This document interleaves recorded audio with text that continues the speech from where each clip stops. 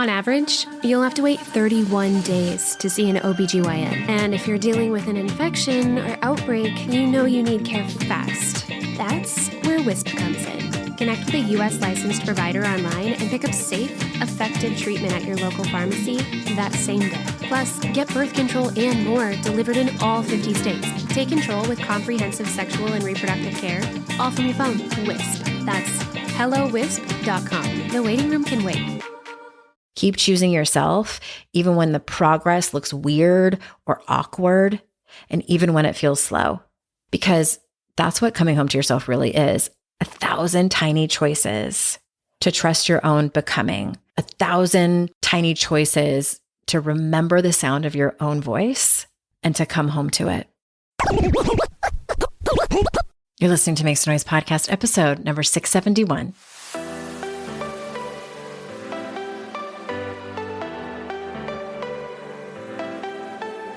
Welcome to Make Some Noise podcast, your guide for strategies, tools, and insight to empower yourself. I'm your host, Andrea Owen, global speaker, entrepreneur, life coach since 2007, and author of 3 books that have been translated into 18 languages and are available in 22 countries. Each week, I'll bring you a guest or a lesson that will help you maximize unshakable confidence, master resilience, and make some noise in your life. You ready? Let's go. Hi, everyone. Welcome to another episode of the podcast. I am so glad you're here. It's lesson 10. It's lesson 10 of the Coming Home to Yourself series, where I have outlined and brought you 10 life lessons that I have learned in my entire personal development journey. Of course, there are a lot more lessons than this, but I felt like these 10 encompass so many other of the life lessons. They can sort of be the umbrella for many, many of the other things that really all of the other things that I talk about here on the show, in my group programs, in my coaching, and in my books. Thank you so much if you've been here the entire time through all the 10 lessons. And if you haven't, welcome. Maybe this is the very first episode that you've ever listened to. As usual, there is a worksheet for this particular lesson. It is at andreaowen.com/671. And of course, all of the links that I talk about in these episodes are in the show notes. And for this particular episode, check out my Instagram the week of my birthday. My birthday is April 15th. That week, I'm going to post somewhere on there and do a book giveaway in one of the birthday themed Instagram posts that I do over there. So I'm Hey Andrea Owen over on Instagram. And as you may have heard me talk about, I've been dropping hints that How to Stop Feeling Like Shit, the 8-week experience group coaching program, is going to be open for registration soon. And I've decided that before that, I'm going to do a free 5-day challenge. And I haven't done one of these since 2017. I went back to look to see when was the last time I offered something like this. And it was about this topic. It was about when this book was first coming out. January 2018. So in 2017, I started a group study program that was free. So I'm doing things a little bit different. This is going to be very intentional, 5 days, 5 patterns, real tools for real change. So the free 5-day challenge will help you practice facing your life instead of numbing and avoiding it. Understand your own self-sabotage and the fear beneath it, and choose differently. And it will help you loosen the grip of perfectionism so you can finally feel like yourself again and maybe come home to yourself. It's at andreaowen.com/habits.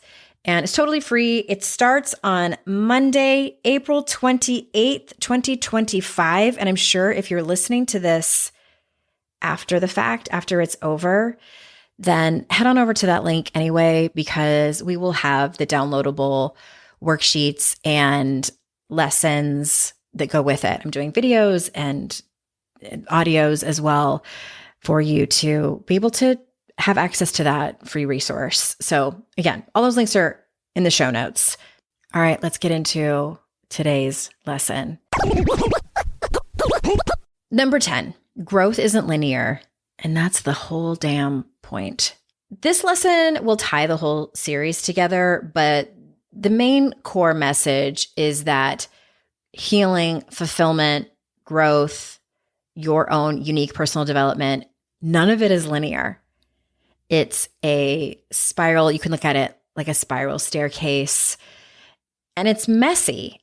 And that's not a problem. That is not a problem at all. That's the process. That's what it's supposed to look like.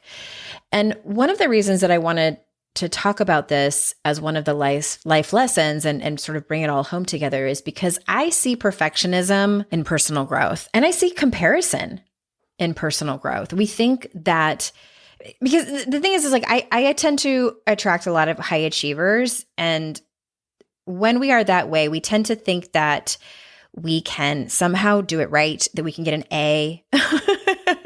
We can hack into it, maybe make it like a little, create shortcuts, make it easier than it needs to be, make it less painful than it needs to be. And that's not the case. And it can disrupt your growth. It can hinder your growth, or just feel like shit. And I see comparison. People compare their personal growth to others, like thinking that they need to be at a certain level of enlightenment or self-actualization, or they hear of somebody having an aha moment at a particular event or from a book, and they wonder why they aren't as well. And so I see that a lot, and that's why I wanted to bring it here. And so we're going to break it up as the other ones, all these life lessons, podcast episodes. I'm going to be breaking it up into 5 parts. And part 1 is about what it looks like. so you won't feel like you're going crazy or doing it wrong. Part 2 is about just myths around it, around personal growth and development, and strategy that I have for you. Instead of feeling like goals need to look a certain way, we are going to talk about, of course, we're going to talk about self-compassion. Of course, we're going to talk about self-compassion. And then we are going to talk about moving forward. That's part 5. So let's start with part 1. Personal growth is cyclical. It is a cycle, and it is not a checklist. Because here's what I have said to myself, and you may have said to yourself before, and that is, I thought I already healed this. I thought I was past this. I thought I wouldn't have to deal with this anymore. If you spend time in these parts long enough, you probably will say that to yourself. If you don't say it to yourself, you definitely are going to at least end up back in a place where you have been before in terms of your own triggers, in terms of places that you need to work on, etc. You revisit patterns. We revisit patterns because we're ready to meet them with more awareness the second time around, the third time around, the fourth and fifth time around. We meet it with more awareness and more capacity. So what happens is, when we come at it again, we are ready to meet these lessons, these circumstances, these situations with the new version of ourselves in the new situations to be able to heal further. So sometimes it kind of looks like a 3 steps forward, 2 steps back, and sometimes it doesn't. But I guarantee you that when you are at that place again, it will likely feel frustrating. But I promise you that you're there, and you are ready to be there with a wiser version of yourself, someone who's older, more mature, is more tapped into whatever it is that you need to be tapped into in order to learn the lessons that you are invited to learn. Because that's how I frame when we come back to life lessons. And even when we're coming at something for the very first time, it's an invitation. It's an invitation to show up as your best self or to heal. In episode 1 on self-abandonment, I talk about patterns ending, because when we are self-abandoning, it typically is a pattern that we've created in our life, and it works until it doesn't. And also in episode 502, this one I did a minute ago, I talk about, I think it's a mini-sode, we talk about generational patterns in that particular episode that might be interesting or helpful for you. If we're looking at patterns ending in the body, we will likely revisit them over and over again. We spiral back with more tools each time. That's what I really want to emphasize here. So if you can, instead of being frustrated or angry or resistant when you're coming up on a lesson that where you've already been there, try to look at it through the lens of, oh, I've been here before. This feels familiar. Okay, I see you, frustration, and I'm here again, but with a whole new set of eyes, a whole new set of tools, X amount of time under my belt with new experiences and new ways of looking at this. So all that to say, coming home to yourself, the journey of coming home to yourself, which again, I talk about, I think it's lesson 4, that it's many times it's our life purpose to do this. Coming home to yourself sometimes looks like circling back, but you're not the same you who started. You're definitely not the same you who dealt with that the first time. The very first time you were there and you had the self-awareness to look at it and say like, oh, I might have some mother wound issues to deal with. Oh, I might have some reparenting of my inner child or my inner teenager to do. Oh, I might get triggered when my partner does X, Y, or Z. Oh, I might really need to learn how to navigate hard conversations. You're not the same you the first time you ever had that brand new self-awareness that might be something that you need to work on. Part 2, the big sexy goal and the myths that we have around it. I call it the arrival fantasy.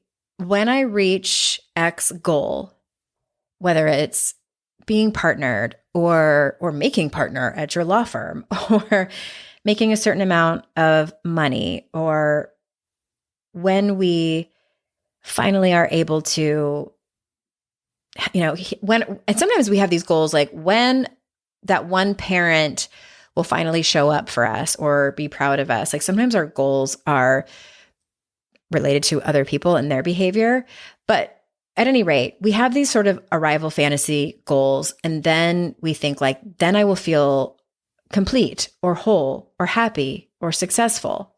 We're often chasing those goals from a place of disconnection. We're disconnected to our values. Like if you haven't done values work, 100%, that is something that we're going to cover in the How to Stop Feeling Like Shit 8-week experience, because it's mandatory in this work.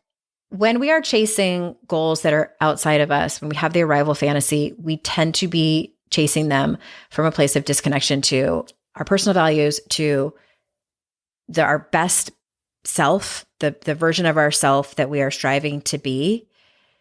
And that's an example of self-abandonment. Instead of trusting that we already have everything inside of ourselves to feel whole, happy, complete, successful. I'm realizing this might be a little bit confusing. Let me break this down a little bit more, and hopefully this helps. So the foundational idea, the question, I could say, am I abandoning myself or am I trusting myself when it comes to, let's just keep it a little bit more general. When it comes to how we pursue personal growth, am I abandoning myself or am I trusting myself? Again, a lot of us chase goals because we think we should. We are trying to prove something, either social conditioning or cultural conditioning, or even, gender conditioning, like what it means to be a woman. That's a good woman, a successful woman. Those are how we kind of measure our goals and even make goals in the first place. We're trying to prove something to someone. Sometimes it's ourselves, but a lot of times it's other people, because we believe if we just achieve that next big milestone, it's a job title or a relationship or even the healed version of ourselves, we'll finally feel like we're enough. We'll finally feel like we've arrived. We'll finally feel like we're alive, complete, whole, whatever it is. That is self-abandonment in disguise. It is self-abandonment in a noble disguise, in a great disguise, because we look at it as ambition. But when we abandon ourselves, we are overriding what we actually need in favor of what we think will make us happy / worthy / successful / complete. When we abandon ourselves in favor of these kind of big milestones, we are disconnected from our intuition often, not always, not every single time, because sometimes our intuition tells us that the next big milestone is, working on ourselves or our life purpose or things like that. But I'm speaking generally here. We are disconnected from our intuition when we are self-abandoning it, or at best, we're ignoring it. We may hear it and we're just ignoring it because I've been there. And we are getting caught up in perfectionism. We're getting caught up in performance, in proving, in pleasing, in hustle. While it might look like growth on the outside, but inside, if you're exhausted, if you're resentful, if you're still chasing, if you're the person, because I've been here too, where we meet a goal and then we don't celebrate it and we're like kind of on to the next thing and on to the next thing and on to the next thing. That might be your clue that you're in that place, that you're in that sort of like fantasy, arrival fantasy, as I mentioned, or you're self-abandoning. When we start with self-trust, when we make self-trust our foundation, it can be a whole different story. So self-trust says, what do I need right now? What is my intuition, the wisest part of me? What does my body need right now? What feels aligned with who I actually am, not who I'm trying to impress? Or what feels aligned with who I am becoming versus who I think I should be? Those might be some questions for you to ask yourself. Can I let myself go slow? That's what self-trust would say. Can I let myself go slow? That's a hard one for me. I don't know about y'all. Can I let my healing take all the time that it takes?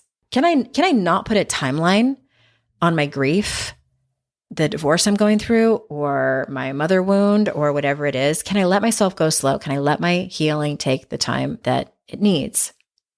We're letting go of the linear success and gigantic performative goals. And it's about remembering that trusting yourself is the compass. Trusting yourself is the goal, your North Star. Every time you choose self-trust over self-abandonment, every time you walk towards yourself instead of away from yourself, you're honoring your real timeline. You're respecting your body's pace. You're healing through love and grace, not through force and manipulation. Here's the kind of connective tissue between lesson 1, which was on self-trust and self-abandonment, and lesson 10 that we're talking about today. Lesson 1 was about choosing yourself and starting there. This lesson is about continue to trust yourself and choose yourself, even when the path winds, waxes and wanes, and 3 steps forward and 2 steps back and 2 steps forward and 3 steps back. Keep choosing yourself, even when the progress looks weird or awkward, and even when it feels slow, because that's what coming home to yourself really is. 1,000 tiny choices to trust your own becoming, 1,000 tiny choices to remember the sound of your own voice and to come home to it. As a reminder, I've said this a million times on the podcast, it's never the goal that we're after, whether you're talking about measuring goals through sort of idealized success or measuring goals even from a personal development perspective. It's the feelings and experiences that we want on the other end. It's the freedom. It's the aliveness. It's the completion. It's the wholeness, not just the outcomes. Let me give you a quick example. So I got my first book deal in 2012. That book came out December 2013, January 2014. It was a dream come true. The 11-year-old girl inside of me could not have been happier. It was an absolute dream come true. I signed a contract with a publisher that paid me money to write a book for them so they could publish it and print it and sell it in bookstores. Like I still can't even. I think back on that and I'm like, how lucky am I? I'm still incredibly grateful. And here's what happened. The book came out. It felt like a thunk, like a blunk, like it happened. And I think that I had imagined that it would feel a lot different, that it would feel like coming home, that it would feel like this giant check mark, even though I had never experienced that before and didn't really even know what that would be. But that's what I had anticipated. And so when it happened, I felt not only some disappointment with the feeling of it, but also guilt for thinking, this is not how I should have looked at this. So it was very confusing. It was a huge life lesson to me about not only what success meant in terms of a career, but also goal setting in general. Because when I set out to write books, I had to, the lesson I learned from that was, I don't write books to sell a lot of copies and take pictures for social media and have people congratulate me and admire what a big accomplishment that was. I don't write books to make $1 million. That's really not what motivates me. That wasn't the purpose of it. I wanted to write books for other people. I wanted to write books so other people wouldn't feel alone and that they could learn from my experiences, because somehow I got this gift of insight. Somehow I was born with this ability to take what happens around me in my life and look at them objectively and learn lessons from them, and then articulate that to other people. How lucky am I? How cool is that? I'm going to write books about that. I answered the call. And so I want to share with you a very brief excerpt from a DM that I got. This was just last week. And it was one of those DMs that brought me to my knees.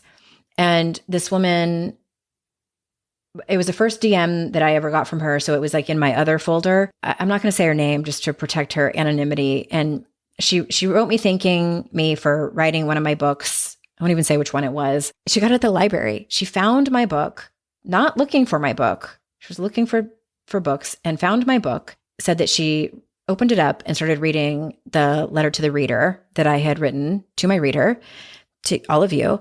And she said she started bawling. And here's part of what she said. You described exactly what I'm feeling right now, word for word. It was like you reached into my heart and put my emotions on paper. Thank you for writing what I didn't know how to say. And I get emotional even reading that last line. Again, thank you for writing what I didn't know how to say. And the reason that message brought me to my knees was because that's all I ever set out to do. That's it. That's all I wanted. I wanted to use the gift that I had been given to gift it to y'all, to people like her who found my book at a library. I don't care that she got it for free. I don't care that she got the message for free. I trust myself and divine love. That is how I reference what people call God, something bigger than me. I use that as my compass, my North Star in terms of my own life purpose and what I was meant to do. And I can't do that without trusting my own growth and my own process. So in this particular example, self-abandonment would look like creating goals. And this is just for me. I know this isn't everybody. Some people self-trust and truly listening to their intuition does look like creating different goals around metrics or money and things like that. It's not that way for me. It's different. So for me personally, again, my personal example, self-abandonment would look like writing a book based on what my agent thinks I should do, or the publisher thinks I should do, or trying to impress somebody, or censoring myself because I'm afraid of what certain people are going to think of me. Self-trust looks like being able to write whatever is downloaded to me and putting that out without any attachment to how far it's going to go, to how much money I'm going to make, to how many copies I'm going to sell. That's what that looks like for me. Because when I had the goal of and was so excited about having this book deal and having that be the thing, that's the marker of success, that was hugely disappointing. Because really what my soul was after was the DM that I just read you. That's what lights my soul on fire. 100%. So I invite you to look at any areas of your life where you have created goals or metrics that you think you should have, or that someone told you to have, that really at the end of the day feel like self-abandonment. And what would self-trust look like for you? What is the real thing that you're looking for when you are making those particular goals? So we have to take a short ad break. And when we come back, I'm going to talk about tiny experiments. So we'll be right back. Y'all know I'm all about doing what you can to take care of your mental health, and Headspace is one of my favorite go-to tools. It's this super easy to use app that's helped over 100 million people, myself included, manage stress, sleep better, boost their mood, and just feel more grounded overall. Whether you're brand new to meditation or you've been doing it for years, Headspace has something for every season of life. Quick breath work for when you're on the go, full-on guided meditations, and even sleep support. It's all science-backed, taught by real teachers, and the content always feels like it was made just for me. Seriously, when I only have 5 minutes, I still get what I need. And with over 1,000 hours of mindfulness tools, I never run out of options. Lately, I've been loving their breathwork meditations. They're such a great intro to breathwork in general and a simple way to reset, especially at the end of the day. Feel good and mean it when you say it. For a limited time, get Headspace free for 60 days. Go to headspace.com/make-some-noise. That's HEADSPACE.com/make-some-noise to unlock all of Headspace free for 60 days.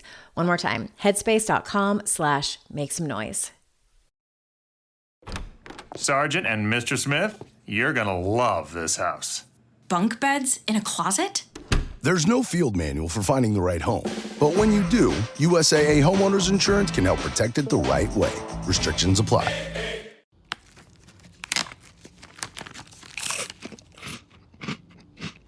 Uh-oh, the last cookie. You can get a new box of cookies in as fast as an hour with Walmart Express Delivery.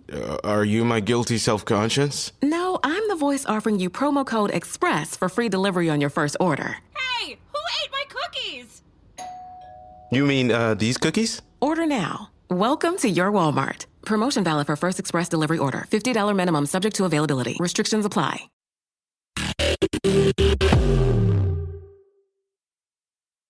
All right, we're back. I interviewed a guest who I believe her podcast episode comes out next week. And I hope I'm going to pronounce her name right. She's a beautiful name, Enlor Lacunf, and she wrote a book called Tiny Experiments. And I was so excited. You'll hear it next week when you listen to the episode, because she is a scientist. She's a neuroscientist, and the things she was talking about, I'm like, oh my gosh, I do this with my clients. Thank God. I love it when science validates what I've been doing. Her research shows that neuroscience says that our brains respond better to small, time-bound experiments, not vague, overwhelming, broad goals. So, for example, it might be just, try journaling for 7 days, just 3 times this week.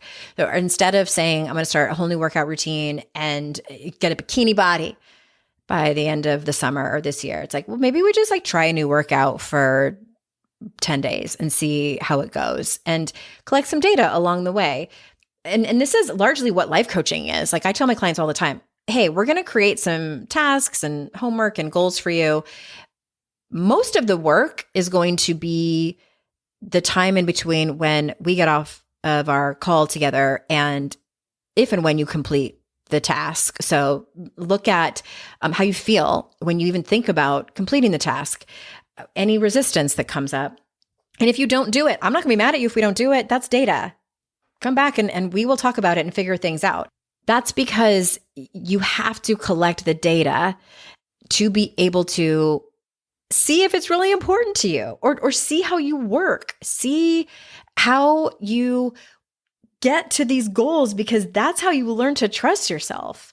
Because if you make up a goal and then you hate doing it, and then keep doing it, even though because you said that you would, or because you have to go back and tell your life coach about it if you did it or not, that is self-abandonment, my friends. That it 100% is. And so I want to emphasize this point, and I love the timing that this interview is coming out next week, because it absolutely coincides with looking at your growth as not being linear. Because when you can create these smaller, tiny experiments, these smaller goals, it is easier for you to be able to take inventory about not just what you're doing and what you want to do, how you work best.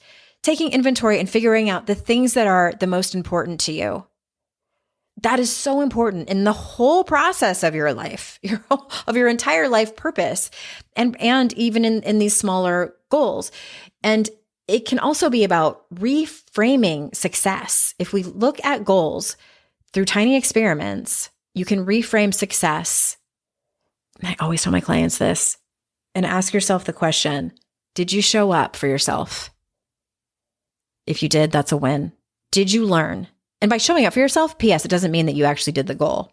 It could just mean that you thought about doing it and didn't do it. That could be showing up for yourself. Because then the next question is, did you learn? What did you learn from it? That is a success. 1000%, that is a success. I will die on that hill. All right. Next up, part 4. Great segue. So we're going to talk about self-compassion and forgiveness. Self-compassion and forgiveness are the real flex, as the kids say. I am going to start by saying you are not behind. You are not late. You are not too old to be where you are right now. Whether you're just in the middle of your personal growth journey, or you're starting a whole new career or a new business or a new life, a new chapter, you're not too late. You are not behind. You are not too late, and you are not broken. You're not. There's not a version of you that's broken, past or present or future. None of them are. There is so much power in either, I'm careful when I use the word forgiveness because it can be complicated for people. But there's so much power in whether you want to call it forgiving, having compassion for, grace for these former versions of yourself. And I'm looking at my notes, and I have a note that says, read from your journal. It's a note to me. And I'm going to read an excerpt that I just wrote this morning.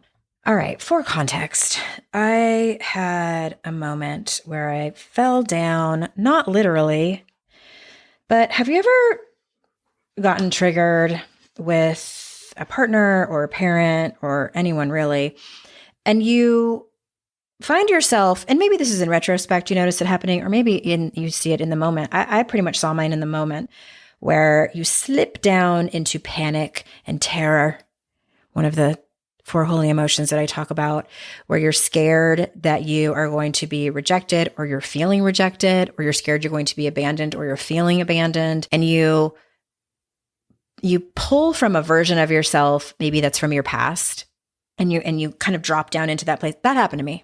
It doesn't happen very often, but when it does, I notice, and I always come out on the other side, usually the next day or later the same day, having learned a lot from it. And so I'm going to share that with you. So there I am, minding my own business, and fell down. I was having a big talk with the mysterious Dr. Fox. Here's what I wrote in my journal this morning. Here's how I started it. And I'm going to circle back and point out some things, and point out how this directly has to do with self-compassion and forgiveness, and how this is a matter of self-trust versus self-abandonment. Here's what I said. I don't like who I became last night. And I know I need to, because she's simply the scared and hurt version of me. I don't like her because I don't trust that anyone wants to see that side of me, the needy, scared, vulnerable, unloved part of me. I make up that she gives people the ick, that she's so far removed from who I really am, the woman steeped in love, trust, courage, strength, knowing, and presence. That other version of me is the polar opposite of my light. She is my darkness. She is my shadow. I cannot show up as my best self if I reject her and leave her in the darkness. The truth is, I am not too much. I am just enough. I have many different dimensions, and some of them will be unattractive to others. I am not always strong and courageous and joyful. Most of the time, yes, but sometimes I get scared and anxious. Sometimes I get terrified and I tip over into the darkness. That version needs me to love her, to hold her, to have grace and compassion for her. She is all of the wounded, scarred, hurt, terrified, rage-filled versions of me, all wrapped up together into moments that come out as reactions. When I don't love and accept her, I allow other people to have power over me. I allow the words people say, the words they don't say, the unknowns, the past hurts to have power over me. My power is already there, but sometimes I forget. I lose myself and give it away like I used to do all the time. I accept all the dimensions and versions of myself while holding on to my power. So I'm leaving out some paragraphs, so it might sound a little disjointed, but the long and short of it, it was me writing about this dimension of myself, because we are all multidimensional. In this instance, it's a version or dimension of myself that is my darkness, that is my shadow. And she is the very, very hurt version of me. Oftentimes, if I get triggered, that version of me comes out. And sometimes, like what happened recently that prompted this journaling excerpt, is that she came out. I fell down, y'all. I fell down into the darkness and even dissociated a little bit, which hadn't happened in a little time. And the good news is that I was able to see it for what it was. I was able to see what was happening. I was able to talk it out with Dr. Fox, who's so incredible when it comes to listening and seeing and understanding and giving me the space for that. And then also on my own, doing the journaling specifically around having forgiveness and self-compassion and nurturing her. Because if I don't, I will stay stuck. I will stay stuck in that place. I will stay stuck in that version. I will make her wrong for it. I am self-abandoning when I don't have love and compassion and grace for that version of myself. And the reason that I bring that to this episode is because that is an example of the spiral staircase of growth, and that it is cyclical. Because here I am, 1 week out from my 50th birthday, falling back into a shadow side from me that stems from my childhood that really took shape in my late teens and 20s. Here I am again, looking at her, behaving from that place, behaving from reacting from a place of fear and terror and probably grief, shame, and rage as well. The 4 holy emotions. It was all wrapped up into one enchilada. And I want to speak to that too. Like oftentimes when we are working through that, when we are working through self-compassion and acceptance, radical self-acceptance for all the dimensions of ourselves, the ones that we don't like, the versions of ourselves that we really would like to leave behind in terms of behaviors, we will need to dance with grief, terror, rage, and shame. And making room for them is part of evolving. Making room for those emotions in that work is it's going to be an integral part of your growth. I guarantee you that. That's why I did a whole episode about those particular 4 emotions. So let growth include, please, I beg you, let growth include kindness to yourself when you fumble, when you fall down, when you revisit old habits, when you revisit old versions of yourself, when it is even a small snippet, when you see her, or if it was like what happened to me last night and just falling down into that darkness, into that shadow side of you. So part 5, last part, and then I'm going to recap all 10 episodes. Part 5 is about letting go to move forward. And my invitation to you is to let go of big goals that you think you should have and make space for aligned goals. That might mean just like reframing them. It might mean just having the same goals, but talking about it differently. Having the outcome be more based on feelings and experiences rather than metrics. Letting go and moving forward is also around accepting that surrender is not quitting. It's about trusting. It's softening your grip on, quote unquote, doing it right, doing personal growth right. And I want to just do like a very brief kind of recap on some sort of high level lessons that we've gone over in the last 10 weeks. around coming home to yourself, because sometimes coming home to yourself means leaving people behind. Unfortunately, it does. Sometimes it can mean redefining what love looks like to you. And I don't necessarily mean in your partnerships or loving other people. Like, if you could have your come from always be from a place of love versus fear, what might that look like for you? Letting go and moving forward in order to come home to yourself oftentimes requires you to sit in the unknown, in the uncomfortable, in the shaky ground beneath you, like I just experienced last night, knowing that no matter the outcome, you will always be your safety net. You will always be the one that catches you, nobody else. You. Sometimes coming home to yourself is about choosing yourself over and over again after you've self-abandoned. Keep getting up and choosing yourself with trust, with as much trust as you can muster, with as much self-compassion as you can gather, and with so much love and acceptance. We need to take a last ad break, and when we get back, I am going to recap in the most poetic way that I can the last 10 lessons. So we'll be right back. Llévate más de lo que esperas todos los días con el nuevo McValue en McDonald's. Ahora puedes comprar uno y sumarle otro por $1. Así que cuando tu equipo favorito enfrente a sus rivales, enfrenta a tus antojos con $5 Meal Deals. Y si estás corriendo para alcanzar el desayuno, corre al app para llevarte ofertas antes del cutoff. Tú decides, y con McValue, tu decisión siempre rinde más.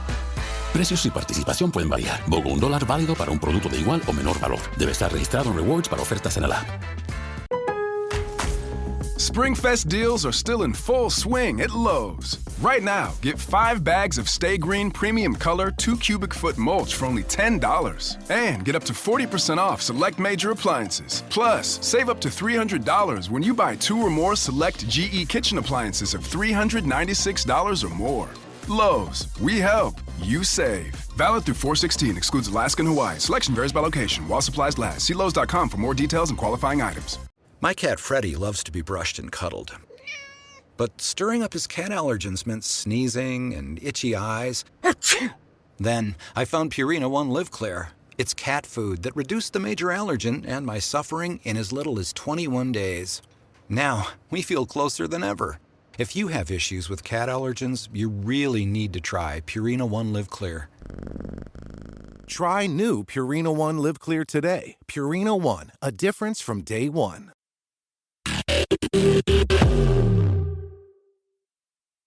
Okay, y'all, this is it. We're coming towards the end. I'm kind of sad. All right, here we go. I've outlined all 10 of them, and these will be in the show notes if you want to be able to read them and even catch up on any of the episodes that you missed. Number 1, I believe healing and coming home to yourself begins with self-trust, not perfection, not outcomes based on other people, and not self-abandonment. Number 2, I believe healing and coming home to yourself means making space for holy emotions, grief, rage, terror, and shame, and letting them alchemize your power. I believe healing and coming home to yourself asks you to pause the hustle, loosen the grip, and lean into trust instead of control. Number 4, I believe healing and coming home to yourself isn't just part of the journey. It is the journey. It's the actual purpose of life, to finally remember who you've always been. Number 5, I believe healing and coming home to yourself allows you to build a partnership and love that's rooted, real, and resilient. Not a fairy tale, but a partnership that grows with you. Number 6, I believe healing and coming home to yourself transforms how we give and receive love, including the way we love ourselves. Number 7, I believe healing and coming home to yourself means reclaiming your right to feel free, fully alive, and whole. Not someday, but right now. These aren't things you earn. They're parts of you waiting to be remembered. Number 8, I believe healing and coming home to yourself can mean walking away lovingly from people, places, and versions of you that kept you small. Number 9, I believe healing and coming home to yourself invites radical self-acceptance, especially when it's inconvenient, uncomfortable, messy, or loud. And number 10, and I believe healing and coming home to yourself is not a straight line. It's a wild, sacred spiral of becoming. And every time you show up for yourself, even in the mess, you're doing it right. So that's it. I thank you so much and have so much gratitude for you being here with me through these lessons. It's been such a labor of love and incredibly therapeutic to me. I hope it's been helpful to you. And as a reminder, I have a one-on-one program that was born from these lessons. A couple of you have reached out to me, and I'm having some calls to set up really a custom, bespoke version of this through a one-on-one process that is a 6-month deep dive that is private work with me. So if you head on over to AndreaOwen.com/you, you will read about my devotion one-on-one program, and also how to stop feeling like shit. Free 5-day challenge is coming up. Link in the show notes. And the last thing is that I'm turning these 10 life lessons into a book. So if you don't want to miss it, because my goal is to do it this year. I might have to change that, but the goal is to do it this year. And if you want to make sure that you are one of the first pre-orders, because there's going to be some amazing bonuses with this, just make sure you're on my email list. And that's AndreaOwen.com/free. Of course, links all in the show notes. And remember, it's our life's journey to make ourselves better humans and our life's responsibility to make the world a better place. Bye for now. Hey everyone, thanks again for listening. I would be so incredibly grateful if you haven't done so already, if you could leave a review of this podcast on Apple Podcasts. Super easy if you already listen to your shows over there. But if you don't, or maybe you have the app on your phone, but you listen to the show on a different app, if you could leave a review for this show, it matters so much. I wish I could express how much it matters. I also wish that it didn't matter so much, but alas, it does. So if you haven't already, please go review and rate the show. It would mean so much to me. And thank you so much. I hope you have an amazing day.